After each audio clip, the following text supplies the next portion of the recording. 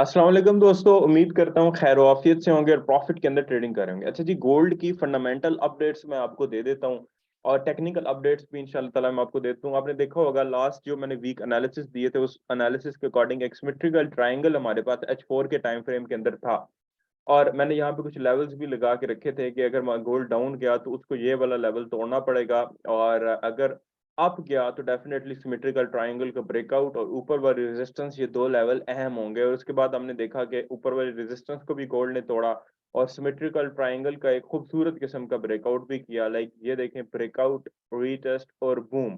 ठीक है, तो ये तो सारी चीजें जो है वो हो चुकी और ब्रेकआउट हो गया, गोल्ड बाय जा रहा है। और according to technical analysis, according to symmetrical triangle, अपने गोल्ड जो गोल्ड है इसको अपना ट्रेंड जो है वो कंटिन्यू रखना है, इसको मजीद ऊपर जाना चाहिए टेक्निकल एनालिसिस के अकॉर्डिंग।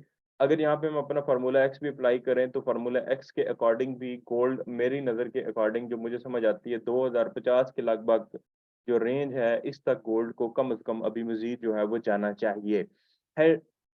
टेक्निकल एनालिसिस की तरफ बाद में मद्देनजर रखेंगे। अभी फिलहाल बात करते हैं फंडामेंटल एनालिसिस की। यकदम हुआ क्या, गोल्ड इतना सेल से यकदम बाय क्यों स्पाइक मार गया, क्या रीजन थी? अगर आप शॉर्टर टाइम फ्रेम के ऊपर देखें तो काफी ज्यादा गोल्ड ने बाय मारा है। अब हाँ, long term time frame H4 के ऊपर, D1 के ऊपर आपको इतना महसूस नहीं हो रहा। H1 जो ट्रेडर, इंट्रा ट्रेडर जो कि मोस्टली लोग गोल्ड को इसी टाइम फ्रेम के अंदर ट्रेड करते हैं, बहुत बड़ा हाइप जो है वो गोल्ड ने मारा है। इसकी फंडामेंटल रीजंस भी मैं आपको बता दूं के फंडामेंटल रीजन जो है, नंबर वन ये है कि गोल्ड इसलिए भी बाय जा रहा है क्योंकि आपका जो DXY है इसकी फंडामेंटल हालत बहुत ज्यादा खराब है।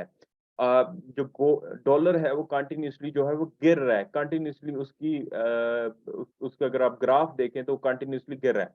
फिर आज भी न्यूज़ है 5:15 पे ADP non farm employment change, जिसका डाटा बीरिश आने की तवक्को है, यानी डॉलर मजीद बीरिश जा सकता है। फिर उसके बाद 7 बजे ISM सर्विसेज PMI की न्यूज़ है, उसमें भी डॉलर जो है बीरिश जा सकता है। लेकिन अगर बुलिश भी जाए तो ये न्यूज़ इतनी हद तक मजबूत नहीं है कि डॉलर को वापस बुलिश भेजे और गोल्ड को सेल भेजें। डेफिनेटली डॉलर बाय जाएगा, इन्वेस्टर डॉलर में इन्वेस्ट करेगा, गोल्ड जो है सेल जाएगा। अच्छा, फंडामेंटली ये रीजन नहीं है गोल्ड का जो कल रात को हाइप हुई है, ये भी रीजन नहीं है। ये तो भी आने वाली न्यूज़ है, ये तो डिसाइड करेगा आगे वाला आने वाला वक्त। अब गोल्ड बाय क्यों गया है उसका मैं रीजन आपको बताता हूँ। उसका रीजन ये है कि फिनलैंड ने नेटो को ज्वाइन कर लिया है और स्वीडन ने नेटो को ज्वाइन करने की रिक्वेस्ट भेज दी है।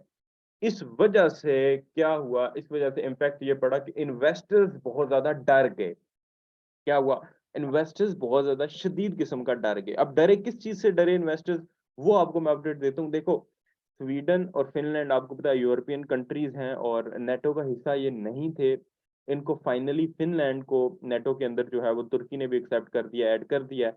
स्वीडन को जो है फिलहाल ऐड नहीं किया गया, लेकिन उसने रिक्वेस्ट भेजी है। फ्रांस का जो सदर है उसने कहा है कि स्वीडन भी सून जो है वो नेटो के अंदर आ जाएगा। अब नेटो है क्या? नेटो ये इनका इतिहाद है जिसमें गालिबन काफी ममालिक हैं, अमेरिका भी है, और ये इनका इतिहाद का बहुत सारे मुल्क हिस्सा है। हमारा अपना मुल्क तुर्की भी इसका हिस्सा है, दोस्त मुल्क, और तकरीबन काफी यूरोपियन ममालिक जो हैं वो इसका हिस्सा हैं। ठीक है, अब इसका इम्पैक्ट क्या पड़ रहा है, मैं एक एक सेकंड जो है वो आपको पूरा सारी चीजों को समझाने की पूरी कोशिश करूंगा। अच्छा, ये क्यों क्यों जरूरी है फिनलैंड का और ये स्वीडन का, ये क्यों ऐड किया जा रहा है, क्या शरारत है? 30 नेटो मेंबर्स हैं और नेटो एक यूनियन है, इनकी नॉर्दर्न अलायंस है, जो कि इससे पहले भी चढ़ दौड़ा था, इससे पहले भी काफी वाकयात ये करता रहा। खैर, ये पिछली हिस्ट्री को नहीं छोड़ते। बेसिकली नेटो इत्तेहाद है कि अगर नेटो इन 30 मेंबर्स में से किसी एक मुल्क पे भी हमला हो गया, मिसाइल लग गया, किसी मुल्क ने हमला किया, तो हम 30 मुल्क मिल के ना लड़ेंगे उससे। अच्छा, ये गोल्ड क्यों पाया जा रहा है, मैं आपको रीजन बताता हूँ। आपको मैंने तकरीबन 4 से 5 वीडियोस और वेबिनार के जरिए यूक्रेन और रशिया की वार के लिए अपडेट दिया था। जब रशिया और यूक्रेन की वार हुई थी, रशिया ने हमला किया था यूक्रेन पे। अब आप इस मैप की मदद से सारी स्ट्रक्चर को समझें कि फंडामेंटली गोल्ड क्यों बाय जा रहा है, और मजीद बाय भी जाना चाहिए। अगर इस तरह की खबरें आती रही तो खतरनाक खबरें हैं ये, और गोल्ड मजीद बाय जा सकता है। अगर इस तरह की न्यूज़ कंटिन्यू रही तो ये किसी के कोई भी इस चीज को कंट्रोल नहीं कर सकता। रशिया रहा, ये जो बॉर्डर है, ये जो मुल्क है, ये रशिया है रेड कलर में, और ऑरेंज कलर में यूक्रेन है।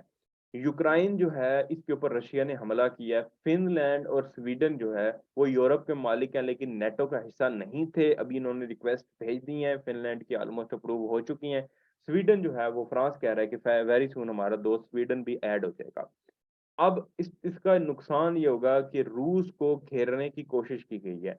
यूक्रेन पे हमला भी रूस ने इसी वजह से किया था क्योंकि यूक्रेन ने भी नेटो के लिए अप्लाई करने की कोशिश की थी। यूक्रेन नेट रशिया ने कहा था कि हमारे लिए ये बहुत बड़ा थ्रेट है अगर आप जो है वो नेटो को ज्वाइन करते हो। जिसकी वजह से ये जंग हुई थी वो सारा रीजन ही नेटो थी। यानी अमेरिका ये चाहता है कि रूस को फिनलैंड, स्वीडन, यूक्रेन और जितने भी आगे पीछे रूस के मालिक हैं इनके थ्रू इस तरफ से घेरा जाए, यानी कि यूरोप की तरफ से रशिया को घेरा जाए। अब ये खतरा जंग का मजीद मंडला रहा है कि अगर नेटो और रशिया की जंग होती है तो डेफिनेटली गोल्ड, अगर तो जंग स्टार्ट हो जाती है फिर तो गोल्ड को 2500 पे देखे ना। लेकिन एट द मोमेंट टेक्निकल तो 2050 का बता रहे हैं, लेकिन अगर इस तरह की खबरें आती रही तो गोल्ड मजीद बाय जा सकता है, मजीद बाय जा सकता है।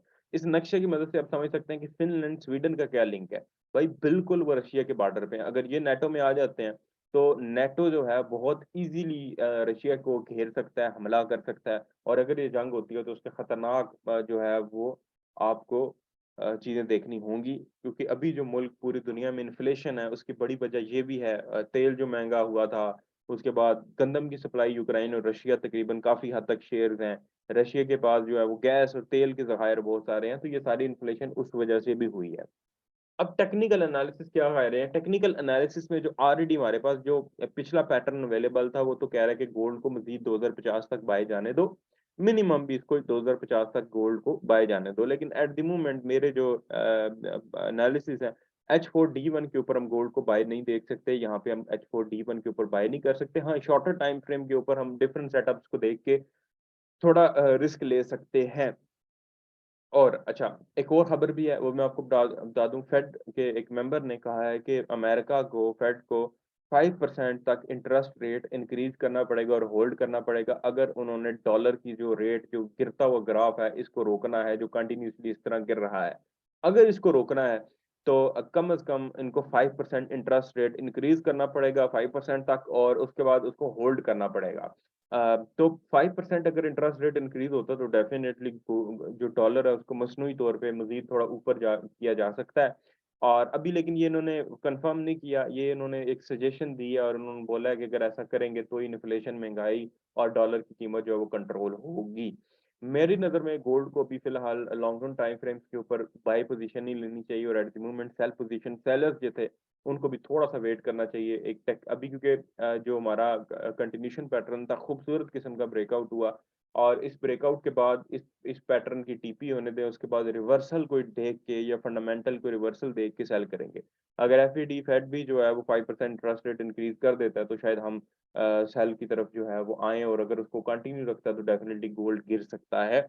बट अभी फिलहाल मुझे ऐसा लगता है कि जो डॉलर है वो मिनिमम भी अगर गिरा तो ये प्राइस जो है वो ये हिट करेगा। और टेक्निकल एनालिसिस गोल्ड में भी हमें यही कह रहे हैं कि डॉलर इतना गिरना चाहिए और गोल्ड जो है वो 50 तक बाय जाना चाहिए। तो एट द मोमेंट मेरे एनालिसिस के अकॉर्डिंग इस स्ट्रक्चर का ब्रेकआउट हो गया।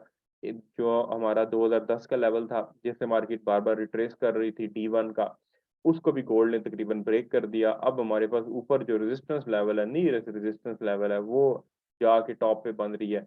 गालिबन वो जो लेवल बन रहा है वो आपका इसी 2050 और उसी की रेंज का बन रहा है। डेफिनेटली थोड़ा सा 2070 और 2050 की रेंज का बन रहा है। नियरेस्ट रेजिस्टेंस जो है वो यहाँ पे बन रही है। तो टेक्निकली गोल्ड को बाय होना चाहिए। यहाँ पे हमें बाइंग या सेलिंग पोजीशन लॉन्ग जो टाइम फ्रेम्स है उनमें होल्ड रखनी चाहिए। शॉर्ट टाइम फ्रेम्स में अगर आपको कोई चीज़ मिलती है टेक्निकली तो गोल्ड फंडामेंटली जो है वो स्ट्रांग है, शॉर्ट टर्म के लिए आप बाय कर सकते हो। बट अगर यहाँ पे एफईडी अपने इंटरेस्ट रेट अनाउंस करता है तो आप बुरी तरह गिर सकते हो।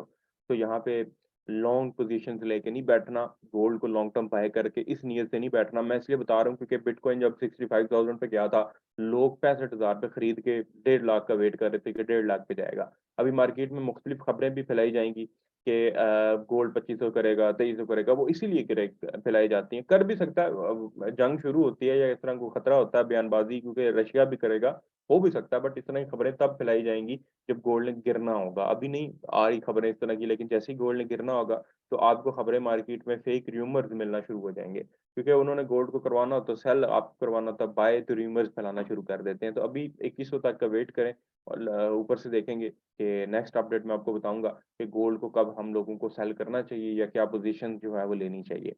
अभी के लिए इतनी, इंशाल्लाह नेक्स्ट वीडियो में मिलता हूँ। अल्लाह हाफिज।